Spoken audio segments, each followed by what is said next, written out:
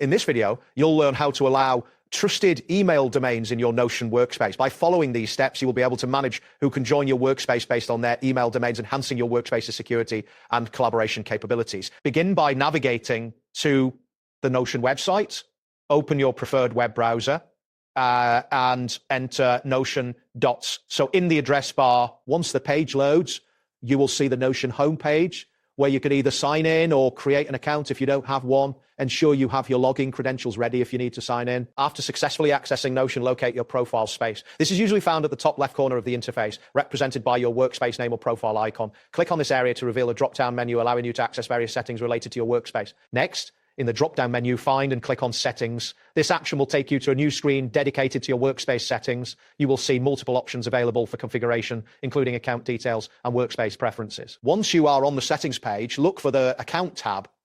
Clicking on this will redirect you to a section where you can manage your account-specific settings. It is important to have this information accurate to ensure smooth functionality within your workspace. Following that, navigate to the Workspace tab. This option allows you to manage settings related to your entire workspace, including permissions and access controls. You should now be on a page that outlines various workspace-related settings. Then click on the General tab. This section provides a broader overview of your workspace settings, where you can review general configurations and make necessary adjustments. Look for all relevant options to ensure your workspace is set up correctly. Afterwards, select Workspace Settings. This area provides specific configurations that affect how your workspace operates. Once you click this option, you will see several settings related to your workspace management. Next, find and click on Trusted Domain Access. This section is crucial for managing which email domains are allowed to join your workspace automatically. After selecting this, you will be presented with options to configure trusted domains. Proceed by clicking on Allowed Email Domains. This section allows you to specify which email domains can automatically join your workspace.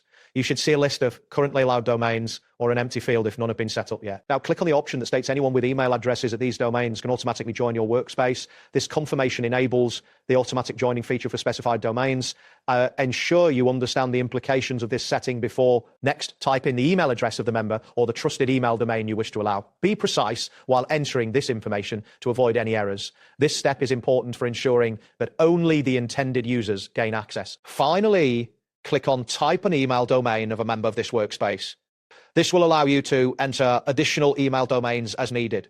Make sure to verify each entry for accuracy to maintain the integrity of your workspace. That wraps up today's guide. Thanks for watching and catch you in the next tutorial.